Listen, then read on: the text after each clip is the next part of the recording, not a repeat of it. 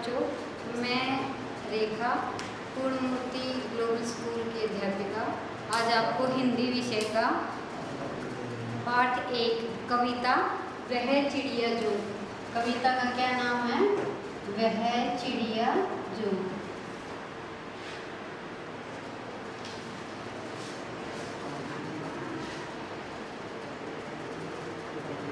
वह चिड़िया जो नामक कविता पढ़ाने जा रही हूँ और आप ध्यान से सुनेंगे, ठीक है। और इनकी इस कविता के कवि का क्या नाम है? कवि का नाम है श्री केदारनाथ अग्रवाल।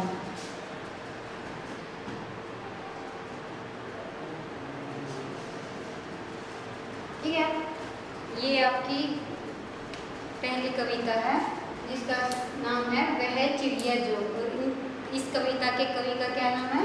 श्री केदारनाथ अग्रवाल जी है, ठीक है। तो आज हम ये कविता पढ़ेंगे वह चिड़िया। सबसे पहले हम कविता स्टार्ट करने से पहले उसका प्रसंग लिखेंगे, ठीक है। प्रसंग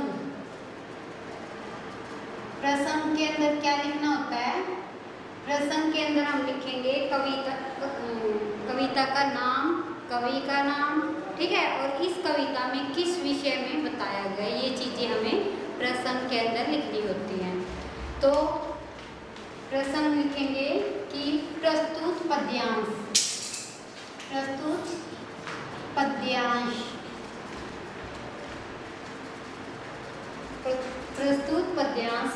हमारी हिंदी की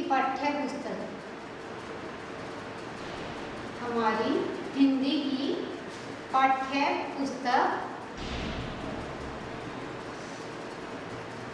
वसंत। कौन सी हमारी पाठ्य पुस्तक है? वसंत भाग 1। यही नाम है ना हमारी पुस्तक का, वसंत भाग 1। इसको सिंगल कोमास में बंद कर देंगे, इसको उद्धरण चिन्ह बोलते हैं, ठीक है। वसंत भाग 1 में संकलित वह चिड़िया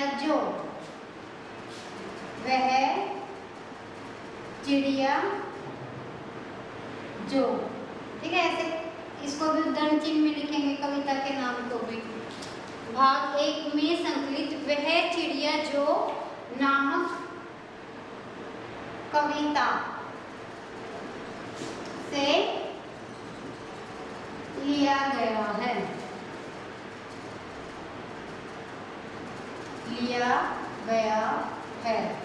ठीक है। जो ये पद्यांश है, ये हमारी हिंदी की पाठ्य पुस्तक, हमारी पुस्तक का नाम क्या है? वसंत भाग 1 में संकलित वह चिड़िया जो नामक कविता से लिया गया है। इसके कवि कौन है? कवि अभी मैंने बताया था ना, क्या नाम है कवि का?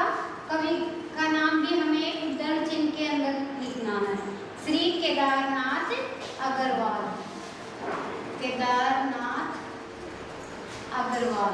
ठीक है,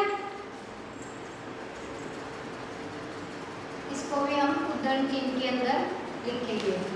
इसके कवि श्री केदारनाथ अग्रवाल हैं, ठीक है।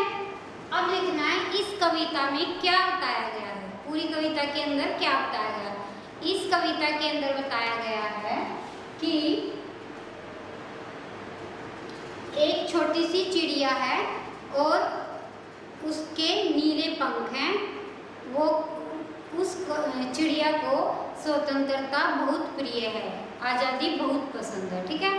तो ऐसे लिखेंगे हम प्रसंग कि प्रस्तुत पद्यांश हमारी हिंदी की पाठ्य पुस्तक वसंत भाग 1 में संकलित वह चिड़िया जो नामक कविता से लिया गया है। इसके कवि श्री केदारनाथ अग्रवाल जी हैं, ठीक है। उसके बाद इस कविता में एक नन्ही चिड़िया के बारे में बताया गया है। इतना भी लिख सकते हो आप कि इस कविता में एक नन्ही सी चिड़िया के विषय में बताया गया है, ठीक है। आगे और लिखना चाहो तो ये भी लिख दो एक लाइन कि चिड़िया को आज़ादी बहुत प्रिय है, ठीक है। अब हम इसकी व्याख्या लिखेंगे। प्रसंग ये प्रसंग लिख दिया ना। अब प्रसंग के बाद ये हो गया हमारा प्रसंग, ठीक है। उसके बाद क्या लिखेंगे हम? व्याख्या। दूसरी प्रसंग के बाद क्या हेडिंग बनाएंगे? व्याख्या, ठीक है। अब व्याख्या लिखेंगे, पहले हम समझेंगे उसके बाद लिखनी है व्याख्या, ठीक है। वह चिड़िया जो, वह जो चिड़िया है, जिस चिड़िया के बारे में कवि इस कविता में बता रहे हैं, तो उसी का वर्णन किया यहाँ पे। वह चिड़िया जो चोंच मारकर अपनी चोंच से दूध भरे जुंडी के दाने, जुंडी क्या होता है? जुंडी का अर्थ है जौ और बाजरे की बालियां, जौ और बाजरे की बालियां, बाजरे की बालियां, ठीक है। अपनी चोंच से दूध भरे, जो जौ और बाजरे की बालियां होती हैं, उनके अंदर दाने भरे होते हैं, बालियों के अंदर, ठीक है। और वो दाने कैसे हैं? दूध भरे, यानी कि अभी वो दाने कच्चे हैं, उनके अंदर दूध भरा हुआ, वो पके नहीं हैं। और वो जो चिड़िया है वो अपनी चोंच से दूध भरे जौ और बाजरे के दाने रुचि से, रुचि क्या होता है? इच्छा, रुचि का क्या अर्थ है? इच्छा, ठीक है।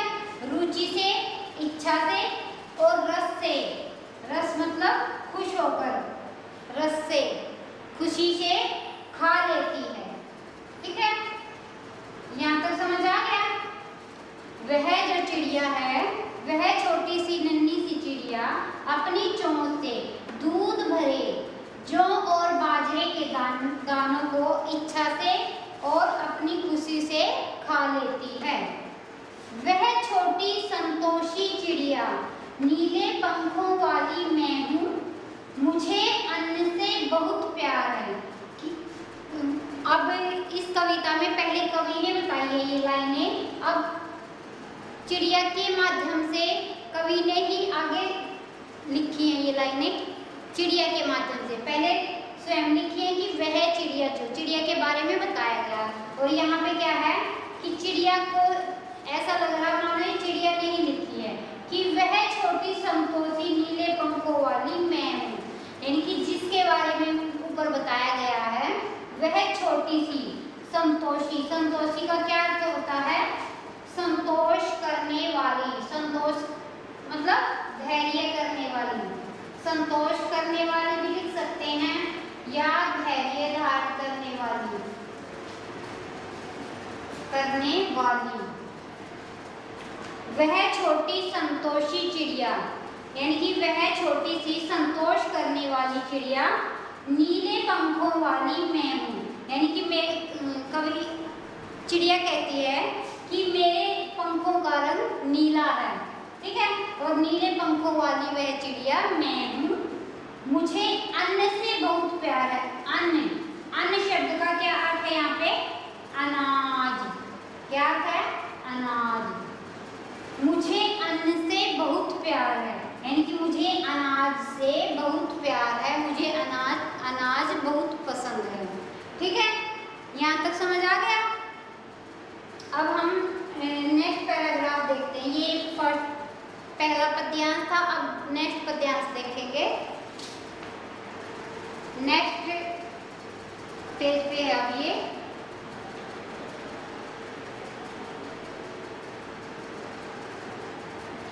ये आ गया हमारा नेक्स्ट पद्यांश।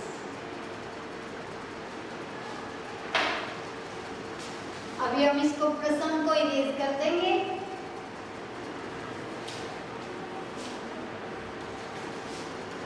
अब नेक्स्ट पद्यांश को देखेंगे और इसके शब्दों के, कठिन शब्दों के अर्थ भी समझेंगे, ठीक है। वह चिड़िया जो, वह चिड़िया जो, जैसे कवि ने फर्स्ट पद्यांश में बताया था कि वह चिड़िया जो, वह जो चिड़िया है कंठ खोलकर, कंठ शब्द का क्या अर्थ है यहाँ पे? गला। वह अपना गला खोलकर बूढ़े वन बाबा की खातिर, बूढ़े वन बाबा, बूढ़े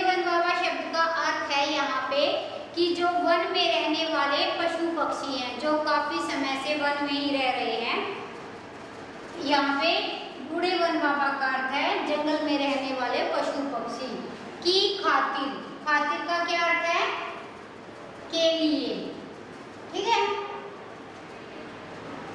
रस उंडेल कर गा लेती है, वह छोटी मुंह बोली चिड़िया, नीले पंखों वाली मैं हूँ, मुझे विजन से बहुत प्यार है। तो यहाँ पे क्या कहा कि वह जो चिड़िया है वह अपना गला खोलकर जंगल में रहने वाले पशु पक्षियों के लिए रस उंडेल कर गाना क्या का अर्थ है? बहुत मीठे स्वर में गाना। मीठे स्वर में गाना। मीठे स्वर में गाना। बूढ़े वन बाबा की खातिर, यानी कि जंगल में रहने वाले पशु पक्षियों के लिए बहुत ही मीठे स्वर से गा लेती है, गाना गाती है। ठीक है। अब नेक्स्ट देखो, वह छोटी मुंह बोली चिड़िया, वह छोटी सी है, वह छोटी मुंह बोली चिड़िया, नीले पंखों वाली मैं हूँ। यहाँ पे फिर दोबारा से कवि चिड़िया के माध्यम से ही कहा है कि वह छोटी मुंह बोली चिड़िया, वह मुंह से बोलने वाली छोटी सी चिड़िया, नीले पंखों वाली, जिसके पंखों का रंग नीला है, वह मैं हूँ। ठीक है। मुझे विजन से बहुत प्यार है। विजन, विजन शब्द का अर्थ क्या है यहाँ पे? आकाश। क्या है? आकाश। मुझे विजन से बहुत प्यार है।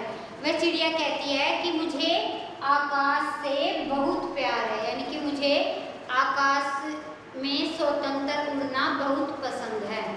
यानी कि जो चिड़िया है उसको स्वतंत्रता बहुत अधिक प्रिय है। ठीक है। यहाँ तक समझ आ गया आपको? अब हम नेक्स्ट पेज पे करते हैं। नेक्स्ट पैराग्राफ है, नेक्स्ट पद्यांश, ये लास्ट वाला आ गया।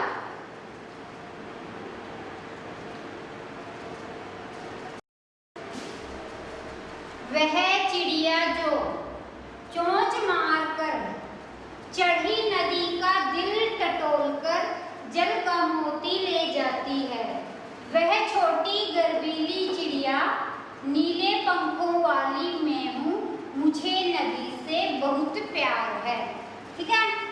वह चिड़िया जो चोंच मारकर, अपनी चोंच के द्वारा चढ़ी नदी का क्या अर्थ है यहाँ पे?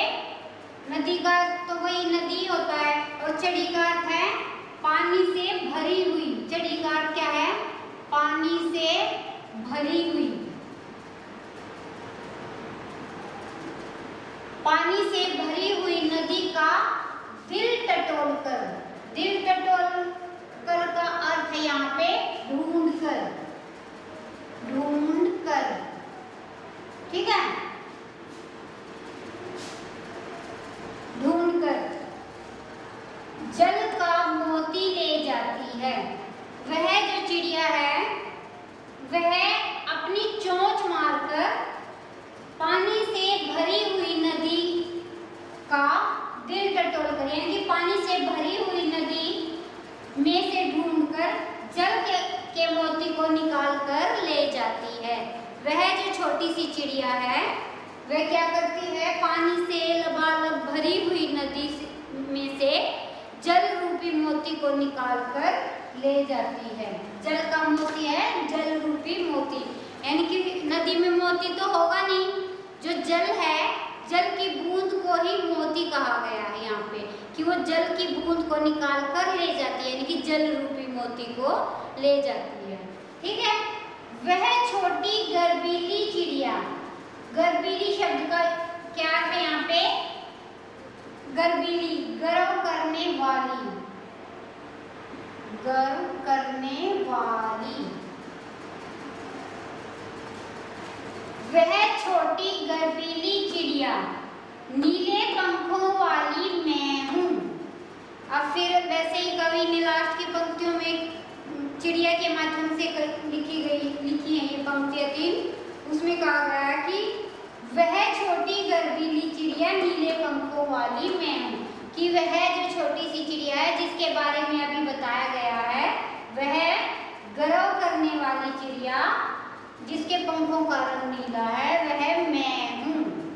मुझे नदी से बहुत प्यार है।